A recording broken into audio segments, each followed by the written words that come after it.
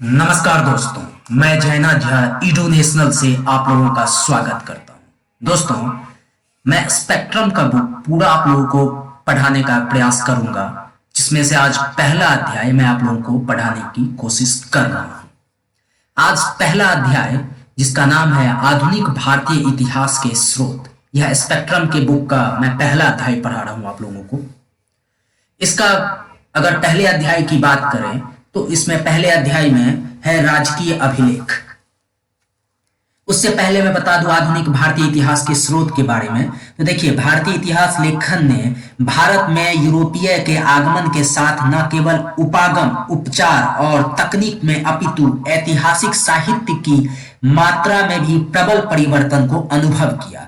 शायद कोई भी अन्य कलावधि या देश 18वीं शताब्दी से 20वीं शताब्दी के दौरान ऐतिहासिक सामग्री की प्रचुरता पर भारत जैसी गौरवान्वित नहीं कर सका। आधुनिक भारत के इतिहास के निर्माण में राजकीय अभिलेखों, विभिन्न स्तरों पर सरकारी अभिकरणों के दस्तावेज को सर्वोच्च प्राथमिकता दिए जाने की आवश्यकता है। अब बात करें राजकीय अभिलेख की, अगर बात करें तो ईस्ट इंडिया कंपनी के अभिलेखों ने 1600 से 1857 की कलावधि के दौरान व्यापार दशाओं का वृतांत वर्णन प्रदान किया है। यह सत्य है कि ब्रिटेन की वाणिज्यिक कंपनी ने हजारों मील दूर एक बड़े क्षेत्र पर अपनी राजनीतिक सर्वोच्चता स्थापित की, जिसके लिए एक प्रकार के प्रशासन की आवश्यकता थी जो पूरी तरह कागजों पर था। प्रत्येक नीति लिखित में होती थी और प्रत्येक व्यवसाय एवं लेन देन, प्रेषण, परामर्श और कार्रवाई कहा जाए तो गुप्त पत्रों एवं अन्य पत्राचार के माध्यम से होता था, जिसके परिणाम स्वरूप कल्पनातीत मात्रा में ऐतिहासिक सामग्री में वृद्धि हुई। राजकीय अभिलेख निदेशक मंडल और बोर्ड ऑफ कंट्रोल के संबंध अभिलेखों के अतिरिक्त जिले से होकर सर्वोच्च सत्ता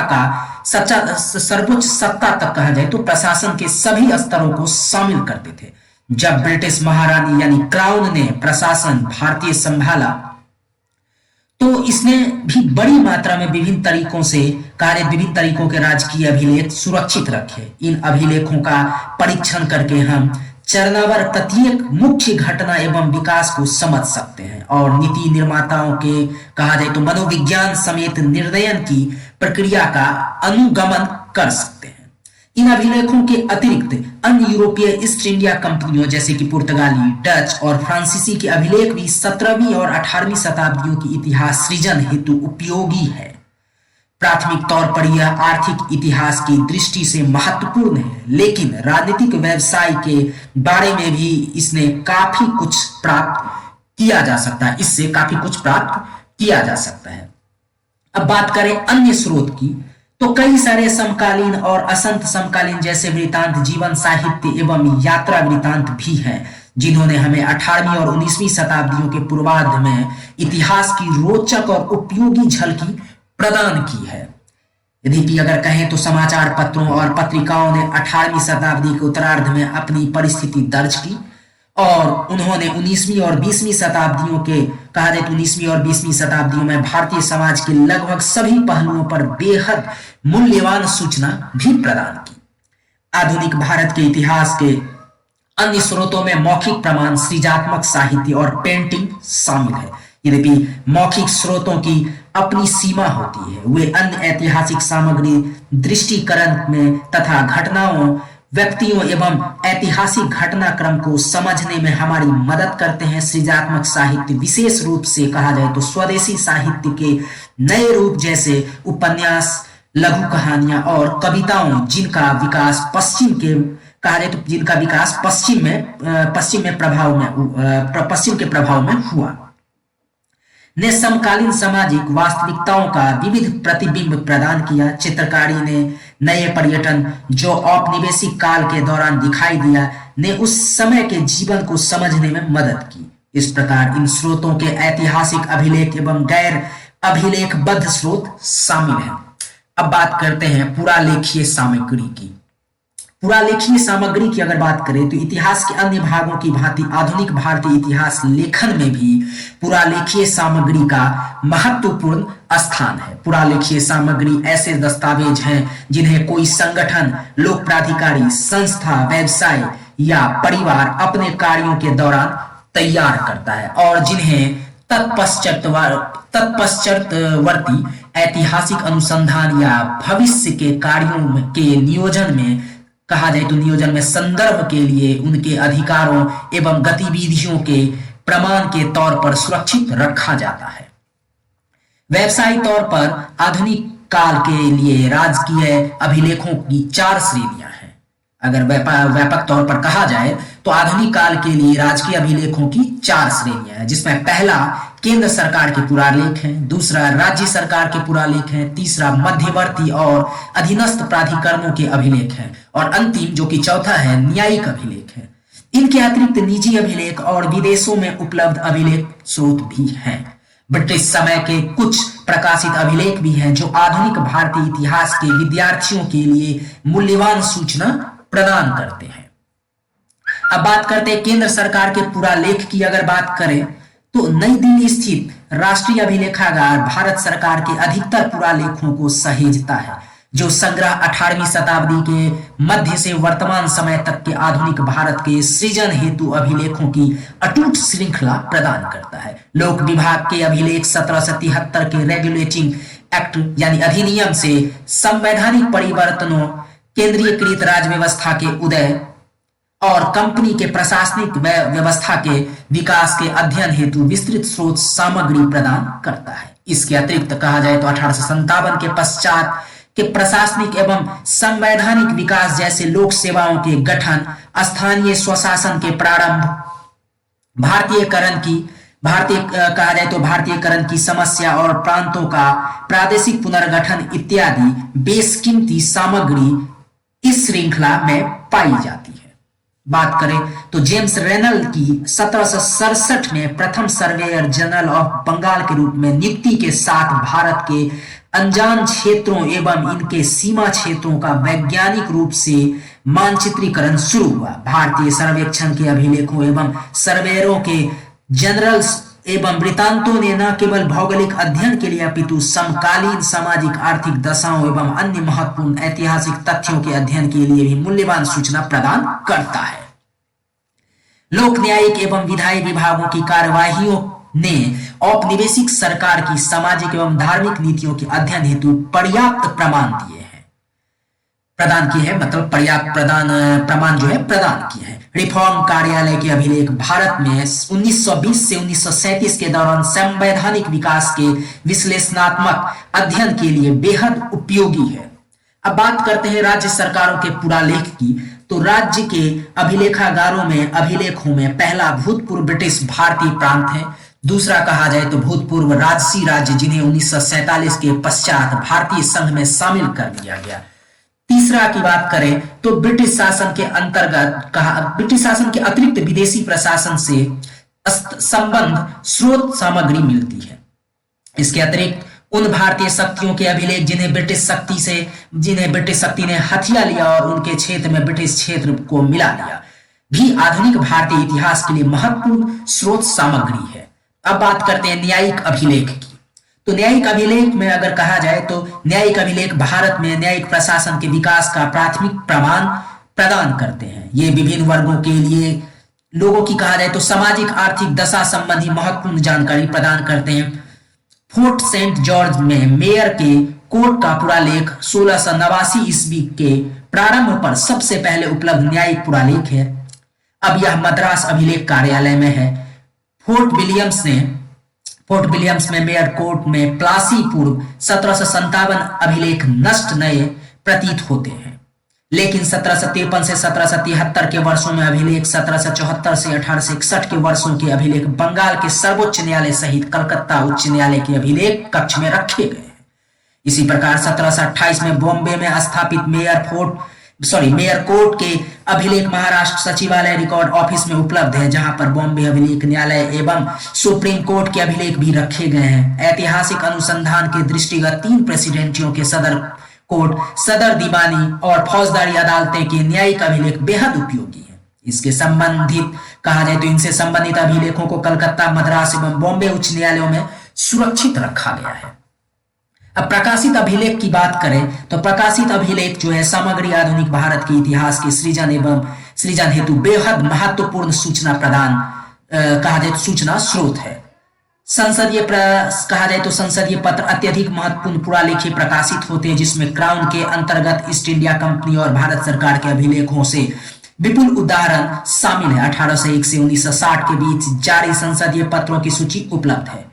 राष्ट्रीय अभिलेखागार और विभिन्न राज्य अभिलेखागारों द्वारा कहा जाए तो जारी अभिलेख प्रकाशन आधुनिक भारतीय इतिहास के विद्यार्थियों के लिए अत्यधिक उपयोगी है। भारतीय एवं प्रांतीय विधानमंडलों की कार्यवाहियां केंद्रीय एवं प्रांतीय सरकारों द्वारा प्रकाशित गजट और समय समय पर जारी विधियों एवं विनियमों का संग्रह भी ऐतिहासिक शोध हेतु उपयोगी सामग्री है।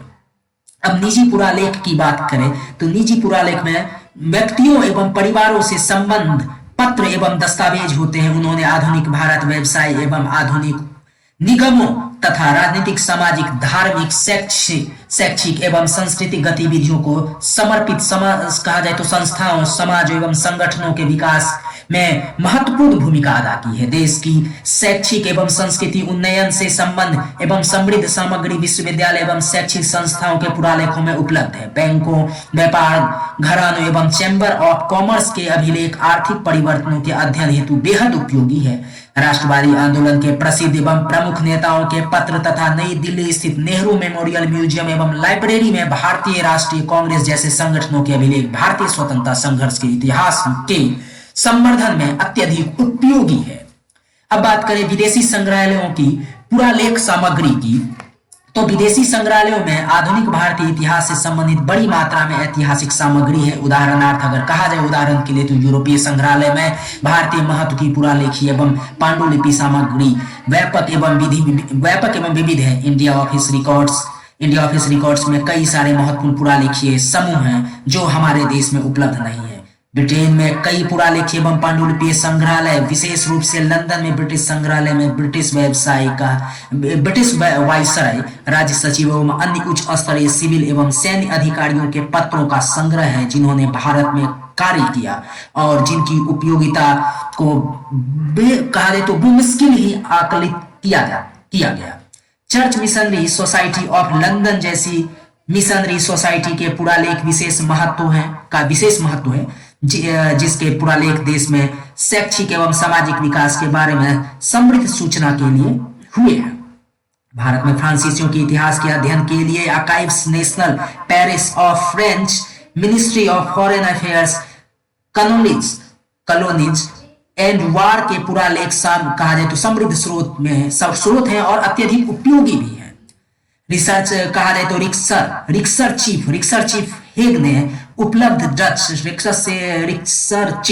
रिक्सर हेग में उपलब्ध डच ईस्ट इंडिया कंपनी के बड़ी मात्रा में अभिलेख भारत में डचों में के कहा जाए तो वृत्त इतिहास को लिखने के लिए पर्याप्त है। इन अभिलेखों को 17वीं एवं 18वीं शताब्दियों में भारत के आर्थिक इतिहास को प्राथमिक स्रोत के तौर पर भी उपयोग किया जा सकता है।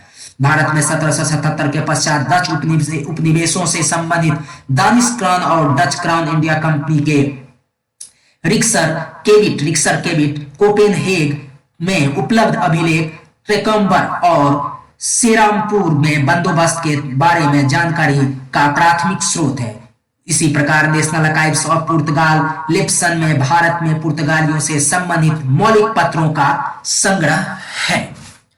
भारतीयों द्वारा विदेशों में चलाई गई राष्ट्रवादी गतिविधियों के इतिहास के सृजन के लिए विभिन्न देशों के विदेशी मामलों संबंधित कार्यालयों के पुरालेख बेशकीमती है। उदाहरण के लिए कहा जाए तो यूरोप में भारतीय क्रांतिकारियों के बारे में उपयोगी सूचना या जानकारी जर्मनी फॉरेन ऑफिस के अभिलेख में है, जो संयुक्त राज्य अमेरिका में भारतीय क्रांतिकारियों पर जानकारी अमेरिका के स्टेट डिप्लोमेंट के पुरालेखों में उपलब्ध है, स्टेट डिपार्टमेंट में उपलब्ध है। कहा जाए तो हालांकि आधुनिक भारतीय इतिहास में 1947 से पूर्व के बेहद महत्वपूर्ण और समृद्ध पुरालेखीय स्रोत अब पाकिस्तान में भी अवस्थित हैं। इन अभिलेखों में सबसे अधिक कहा जाए तो महत्वपूर्ण संग्रह लाहौर के वेस्ट पाकिस्तान रिकॉर्ड ऑफिस में है, जिसमें 1894 से पंजाब से कहा जाए तो 1894 से पंजाब सरकार के अभिलेखों के अतिरिक्त 1804 से 1857 के दिल्ली रेजिमेंट और विभिन्न राजनीतिक अभिकरणों के अभिलेख शामिल है, जिन्होंने का समामेलन पूर्व पंजाब में कार्य किया था। पेशावर में स्थित अभिलेख कार्यालय में 1849 से 1900 में पेशावर की कमिश्नर के अभिलेख और 1901 से उत्तर पश्चिम सीमा के प्रांतों के अभिलेख उपलब्ध हैं। ये अभिलेख भारतीय उपमहाद्वीप के प्रादेशिक इतिहास के अध्ययन के लिए मूल्यवान हैं और भारत के अफगानिस्तान, ईरान और सीमावर्ती क्षेत्रों की जनजातियों के साथ संबंधों के बारे में भी उपयोगी सूचना प्रदान करते हैं।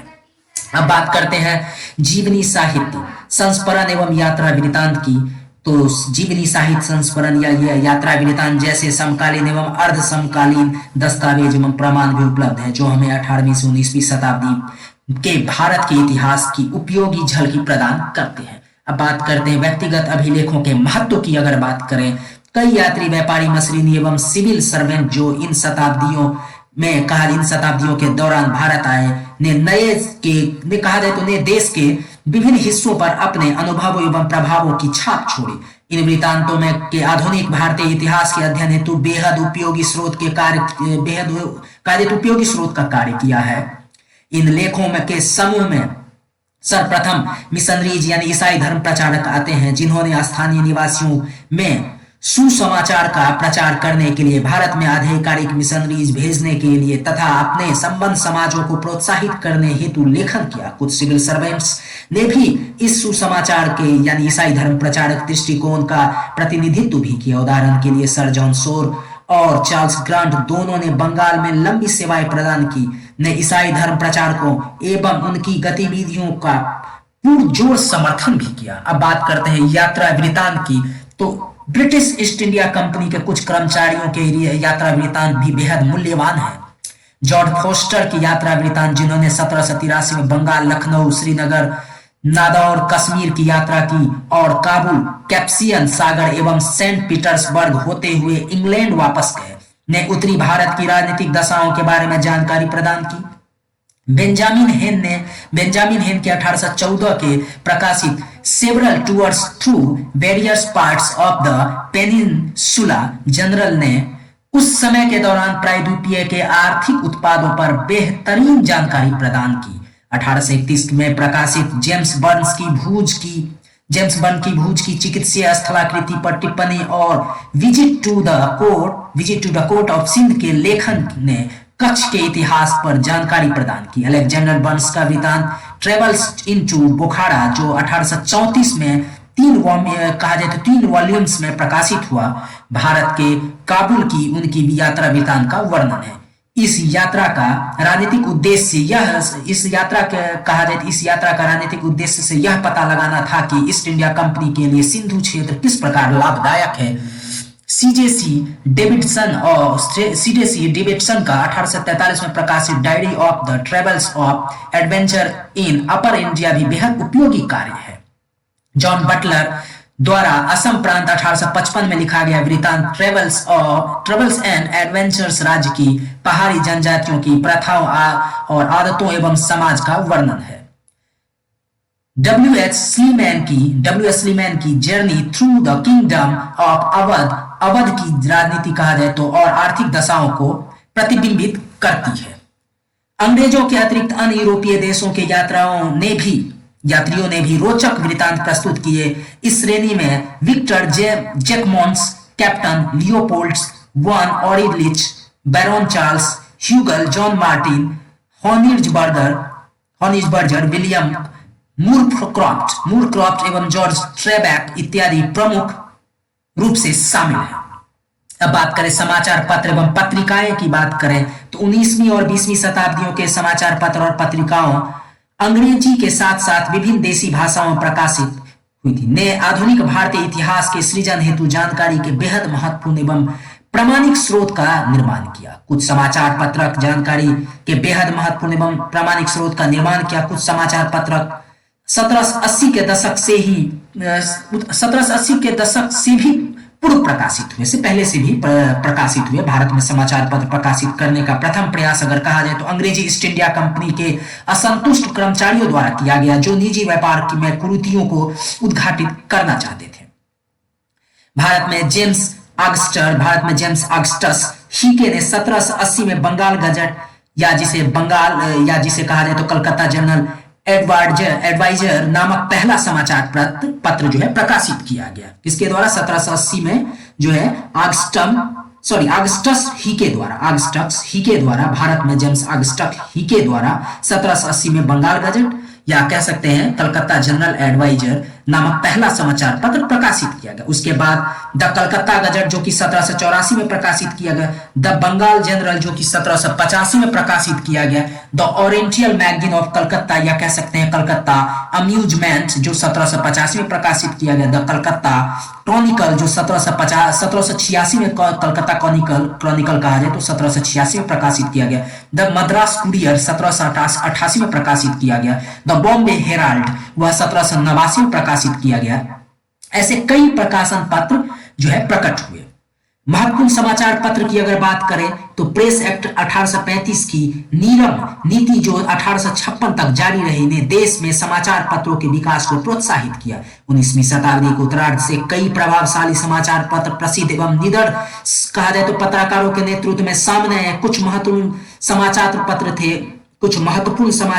जो पत्र थे जी सुब्रमण्यम अय्यर के संपादकत्व से द हिंदू और स्वदेश मित्रन बाल गंगाधर तिलक के नेतृत्व में केसरी और महाराष्ट्र सुंदरनाथ बनर्जी के तहत कहा जाए तो बंगाली शिशिर कुमार घोष और मोतीलाल घोष के नेतृत्व में अमृत बाजार पत्रिका, गोपाल कृष्ण गोखले के तहत सुधारक और एन सेन का इंडियन मिरर, दादा भाई नौरोजी का voice of India, GP Verma का एडवोकेट था और पंजाब में ट्रिब्यून और कहा जाए पंजाब में ट्रिब्यून एवं अखबार बॉम्बे में इंदू प्रकाश था और ध्यान प्रकाश कल एवं गुजराती बंगाल में सोम प्रकाश बंग निवासी एवं साधारण। यह रोचक तथ्य है कि 1885 में गठित भारतीय राष्ट्रीय कांग्रेस के लगभग 1/3 संस्थापक पत्रकार ही थे।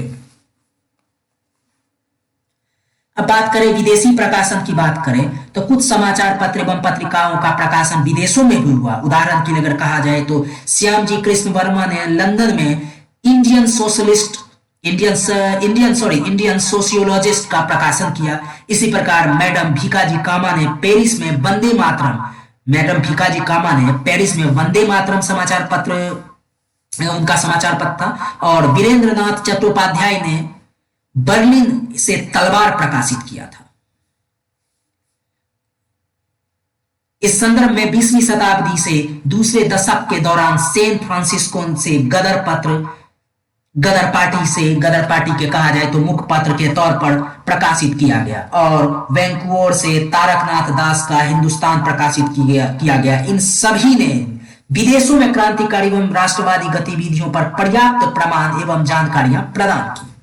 अब समाचार पत्रों की महत्व की अगर बात करते हैं तो समाचार पत्र जनमत का निर्माण करते हैं और उनके द्वारा प्रकाशित रिपोर्ट का कहा जाए तो लोगों पर अत्यधिक प्रभाव पड़ता है। समाचार पत्र विभिन्न घटनाओं पर लोगों की भावनाओं एवं दृष्टिकोण को आकार प्रदान करता है। समाचार पत्र आधुनिक भारतीय इतिहास के महत्वपूर्ण स्रोत हैं। इसे इस तथ्य से समझा जा सकता है कि 1870 के दशक से इन अखबारों यानी अंग्रेजी और देसी भाषाओं दोनों अखबारों ने भारतीय औपनिवेशिक से वर्तमान समय तक जीवन के सभी लगभग पहलुओं को चित्रित किया है। 1920 के दशक से अखबारों ने गांधी के नेतृत्व में स्वतंत्रता हेतु राष्ट्रवादी संघर्ष के दौरान प्रमुख घटनाओं को सूक्ष्म तरीके से विश्लेषित एवं कहा जाए तो शामिल किया है।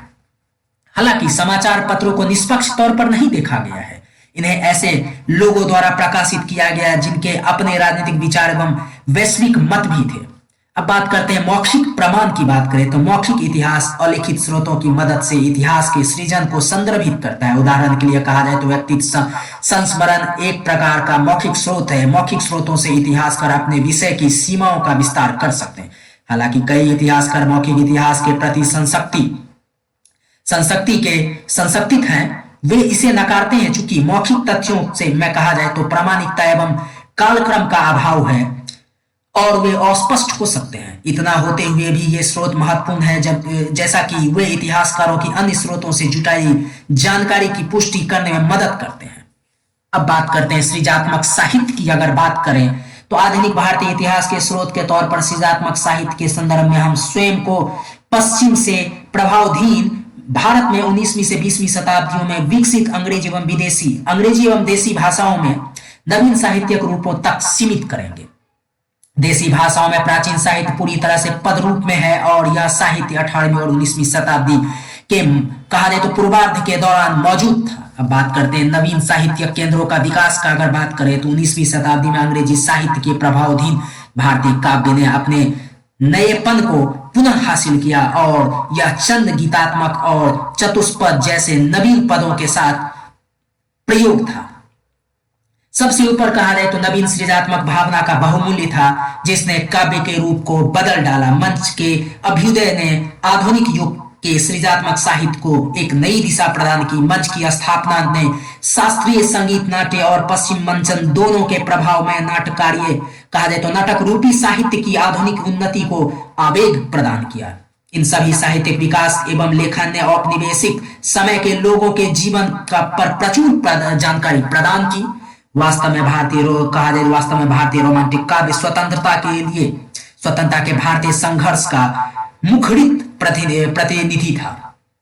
इनमें से कुछ प्रमुख थे। उर्दू के मोहम्मद इकबाल 1876 से 1938, हिंदी में निराला 1897 से 1961, बंगाली में कहा जाए तो काजी नजरुल इस्लाम 1899 से 1976, मराठी में कहा जाए तो केशव सूत 1866 से 1905, मुलायम में कहा जाए मलयालम में अगर कहा जाए तो जी शंकर कुरूप 1902 और सुब्रमण्यम भारती 1882 से 1921। प्रसिद्ध तमिल राष्ट्रवादी कवि भी इसी काल से संबंधित थे। अब बात करते हैं स्रोत के रूप में उपन्यास की बात करें तो इंडो यूरोपियन संपर्क का महत्वपूर्ण परिणाम उपन्यास था, जो 19वीं शताब्दी के उत्तरार्ध में उदित हुआ, यानी उसका उदय हुआ। उस समय के प्रथम महत्वपूर्ण लेखक बंकिम चंद्र चटर्जी, उनके समय में कहा जाए तो महत्वपूर्ण जो लेखक थे बंकिम चंद्र चटर्जी 1838 से 94 तक प्रसिद्ध बंगाली उपन्यासकार थे। उनके उपन्यास अधिकतर ऐतिहासिक थे और इनमें से आनंद मठ 1882 बेहद लोकप्रिय एवं प्रसिद्ध हुआ। विशेष रूप से इनके प्रभावशाली राष्ट्रीय गीत वंदे मातरम के लिए इच्छाराम सूर्यराम देसाई 1853 से 1912 मध्यकालीन गुजराती साहित्यिक इतिहास के बेहतरीन विद्वान थे। उनका प्रथम उपन्यास हिंदी कहा जाए तो ब्रिटानिका राजनीतिक अधिस्वर वाले शुरुआती उपन्यासों में से एक था। गिरजा देवी और कहा जाए तो राम तीरथ थम्माल, जिन्होंने क्रमशः मोहनरा रजनी 1931 और जसक्लीन मोसा बलई 1936 उपन्यास लिखे, ने भी उपन्यास को सामाजिक अनुभव का एक प्रभावी माध्यम बनाया। कहा जाए तो प्रेमचंद 1880 से 1936 थे, जो 1936 में जो कहा जाए तो उपन्यासकार एवं हिंदी और उर्दू में के कहा जाए तो लघु कहानीकार, जिन्होंने कल्पित साहित्यिक संसार में भारत को एक अलग स्थान दिया। उन्होंने उपन्यास का प्रयोग सामाजिक परिवर्तन के रूप में किया और उनके उपन्यासों ने भारतीय ग्रामीण समाज के आयामों की सक्षम और गहरी सामाजिक चिंताओं को प्रतिबिंबित किया। उनके लेखन में रंगभूमि 1924, गोदान 1936, सेवा सदन 1919, प्रेमाश्रम 1924 जैसे प्रमुख उपन्यास एवं कफन, पूस की रात, शतरंज के खिलाड़ी इत्यादि लघु कहानियां शामिल है। ग्रामीण जीवन को उद्घाटित करने की कहा जाए तो उपन्यास की परंपरा को फणीश्वरनाथ रेणु 1921 से 1973 के हिंदी उपन्यास मैला आंचल ने आगे बढ़ाया। इस दिशा में कहा जाए तो विभूति भूषण बंदोपाध्याय 1899 से 1954 में पाथेर पंचाली 1929, उड़ीसा में मोहंती का प्रजा, गुजराती में पन्नालाल पटेल का मेकल जीत, मराठी में कहा जाए तो भालचंद्र नामेडे का कोशाला प्रमुख है। मुल्कराज आनंद एवं राजा राव जैसे एग्लो इंडियन लेखकों के उपन्यास क्रमशः अनट चेबल 1935 और कंथापुरा 1938 ने सामाजिक एवं राजनीतिक कोलाहल एवं संक्रमण को दर्शाया है। आर के नारायण के स्वामी एवं फ्रेंड्स 1935 भारत के अद्भुत लघु रूप को प्रस्तुत करती है। अब बात करें लघु कहानी की, अगर बात करें तो लघु कहानी लेखन के चित्र में रविंद्रनाथ टैगोर एक प्रसिद्ध लेखक के रूप में उदित हुए। उनकी कहानियां जिसमें पोस्टमास्टर 1851, काबुलीवाला 1892 इत्यादि शामिल है। ग्रामीण भारत के प्रामाणिक अनुभव के रूप में सामने आई प्रेमचंद्र की वास्तविक कहानियों ने समाज एवं लोगों के व्यवहार का दर्पण प्रस्तुत किया। ऐसे कई अन्य लघु कहानी लेखक एवं जिन्होंने औपनिवेशिक भारत की समकालीन सामाजिक वास्तविकता को प्रतिबिंबित किया। अब बात करते हैं चित्रकला की, तो औपनिवेशिक कला के दौरान सामाजिक, आर्थिक, राजनीतिक एवं सांस्कृतिक जीवन के बारे में जानकारी उस समय की चित्रकारी से प्राप्त की जा सकती है। इन्हें आधुनिक भारतीय इतिहास के स्रोत के रूप में प्रयोग किया जा सकता है। अब स्रोत के रूप में चित्रकला की बात करें, अगर स्रोत के रूप में चित्रकला की बात करते हैं तो ऐसा ही एक चित्रकला विद्यालय था, कंपनी चित्रकला। कंपनी पेंटिंग शब्द का प्रयोग गैर इतिहासकारों द्वारा यूरोपियों के लिए निर्मित एक विशेष प्रकार की भारतीय चित्रकारी के लिए प्रयोग किया गया, जो बड़े पैमाने पर यूरोपियों की इच्छा एवं पसंद से प्रभावित थी। अब कंपनी चित्रकला की विकास की अगर बात करें तो यह ऐसा समय था जब चित्रकारों के संरक्षण एवं अभाव के चलते मुगल और राजपूत लघु चित्रकला का पतन हो गया। भारतीय चित्रकलाओं को रेलवे प्रोजेक्ट और प्राकृतिक इतिहास सर्वेक्षण को ब्लूप्रिंट का खाका तैयार करने के लिए अंग्रेजी ईस्ट इंडिया कंपनी द्वारा भर्ती किया गया। यह कहा जाए तो इन्होंने ब्रिटिश नागरिकों के लिए स्वतंत्र रूप से काम किया, जो वापसी में कहा जाए तो वापसी पर जो है इंग्लैंड एक निशानी के लिए ले जाना चाहते थे।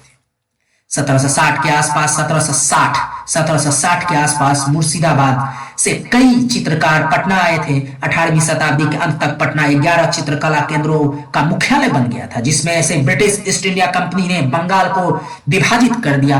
अपनी स्कूल की चित्रकारी शैली पटना स्कूल के तौर पर भी जानी जाती है। अन्य प्रभावशाली चित्रकारी केंद्र वाराणसी एक प्रमुख हिंदू तीर्थ स्थल और मद्रास, जहां 1798 से 1804 लॉर्ड क्लाइव रहे थे। ब्रिटिश बाजार में अनाज एवं फल सब्जियों बेचने जैसे दैनंदिन जीवन के चित्रों को सहेजना चाहते थे। चित्रकारी दिखाती है कि 1850 के बाजार आज के भारत में खाद्य से जो है बाजारों के समान थे। धर्म, जाति और व्यवसाय भी बेहद लोकप्रिय विषय थे। विशेष रूप से दक्षिण भारत में कंपनी स्कूल के चित्रकारों ने गहरे भारतीय अपारदर्शी रंगों की जगह जो है पानी वाले हल्के रंगों का प्रयोग करना शुरू कर दिया, और भारतीय लघु चित्रकला की परंपरा रूप से प्रयुक्त चमकीले रंगों की जगह हल्के नीले, हरे एवं भूरे रंगों का प्रयोग होने लगा।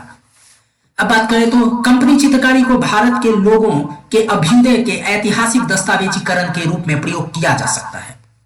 अब बात करते हैं 1857 के विद्रोह पर चित्रकारी की अगर बात करते हैं 1857 के विद्रोह की अगर चित्रकारी की, तो देखिए paintings, pencil drawing, painters, cartoons और बाजार प्रिंट्स के रूप में भारतीय एवं ब्रिटिश या अंग्रेजों द्वारा 1857 के विद्रोह को चित्रित तस्वीरें एक महत्वपूर्ण अभिलेख है। विद्रोह की पेंटिंग्स इस प्रमुख घटना पर अंग्रेजों एवं भारतीयों के कहा जाए तो विश्वमत को समझने एवं व्याख्या करने में इतिहासकारों के लिए महत्वपूर्ण है। अब बात करते हैं कालीघाट चित्रकला की अगर बात करें तो कालीघाट चित्रकला जो 19वीं शताब्दी में कलकत्ता में विकसित हुई थी, कालीघाट चित्रकला 19वीं शताब्दी में कलकत्ता में विकसित हुई, न केवल पौराणिक चरित्रों एवं आकृतियों को उकेरा अपितु अपने दिन दैन कहा जाए जीवन में संलग्न आम लोगों को भी दर्शाया। साधारण जन के जीवन की तस्वीरों में ने तत्काल कलकत्ता के तत्कालीन सामाजिक जीवन के परिवर्तनों को चित्रित किया। इन चित्रकारों ने तत्कालीन सामाजिक बुराइयों पर टिप्पणी भी की। अब बात करते हैं कला स्कूल की। कला स्कूल की बात करें तो 1857 के थोड़े समय के पश्चात बॉम्बे, कलकत्ता और मद्रास में कला स्कूल खोले गए, जिनमें शिक्षण पद्धति एवं पाठ्यक्रम ब्रिटिश रॉयल एकेडमी पर आधारित था। भारतीय विद्यार्थियों ने कहा जाए तो ऑयल रंगों को कैनवास यानी कहा जाए तो विद्यार्थियों ने ऑयल रंगों को कैनवास पर, वाटर कलर को पेपर पर प्रयोग करने जैसी नवीन कला सामग्री को मतलब समझा। भारत में अंग्रेजी शिक्षित शहरी मध्य वर्ग की विचारधारा एवं दृष्टिकोण में गहरा बदलाव आया। अंग्रेजी साम्राज्य के नकारात्मक परिणाम के प्रति जागरूकता में भी कहा जाए तो वृद्धि हुई। अब बात करते हैं अंतिम कला पर राष्ट्रवाद के प्रभाव का अगर बात करें, अंतिम पॉइंट की बात करें कला पर राष्ट्रवाद के प्रभाव का, तो 19वीं शताब्दी के अंतिम दशक में सृजित नए प्रकार के भारतीय कला की कहा जाए तो प्रारंभिक प्रेरणा राष्ट्रवादी एवं देशभक्ति थी। इस नवीन कला आंदोलन ने अपनी शुरुआती अभिप्रेरणा अधीयमान राष्ट्रवाद से ग्रहण किया। नंदलाल बोस एवं राजा रवि वर्मा जैसे कलाकार इस नवीन कला रूप के कहा जाए तो प्रतिनिधि भी थे। अम्बरींद्रनाथ जो टैगोर थे, अबिंद्रनाथ टैगोर, ईपी हावेल एवं आनंद केंटिव्स कुमारस्वामी के नेतृत्व में बंगाल स्कूल के अभ्युदय ने एक महत्वपूर्ण भूमिका निभाई। यद्यपि इस नवीन कला के रूप में चित्रकारी ने शुरुआती रूप से भारतीय प्रणाली विज्ञान एवं सांस्कृतिक विरासत की विषय वस्तु पर ध्यान केंद्रित किया। ये भारत के आधुनिक कला आंदोलन के अध्याय कहा जाए अगर तो ये भारत में आधुनिक कला आंदोलन के अध्ययन एवं कला इतिहासकारों के लिए महत्वपूर्ण स्रोत है। तो दोस्तों ये पहला अध्याय था आपका, इकाई 1 था आधुनिक भारतीय इतिहास के स्रोत का, अध्याय 1 था यह स्पेक्ट्रम का। अब मैं आने वाले समय में स्पेक्ट्रम का जो है अध्याय 2 उसके बारे में आप लोगों को बताऊंगा। अध्याय 2 है आधुनिक भारतीय इतिहास लेखन के प्रमुख उपागम। क्या है? आधुनिक भारतीय इतिहास लेखन के प्रमुख उपागम। इस प्रमुख कहा जाए तो उपागम का मैं अध्याय 2 जो है मैं आप लोगों को नेक्स्ट वीडियो में बताऊंगा। तो दोस्तों आशा करता हूं कि आप लोगों को यह वीडियो पसंद आ रहा है। अगर पसंद है तो प्लीज मेरे चैनल को लाइक, शेयर और सब्सक्राइब करें। बहुत मेहनत लगता है ये वीडियो बनाने में, बोलने में, तो प्लीज मेरे चैनल को सब्सक्राइब करें दोस्तों। धन्यवाद दोस्तों।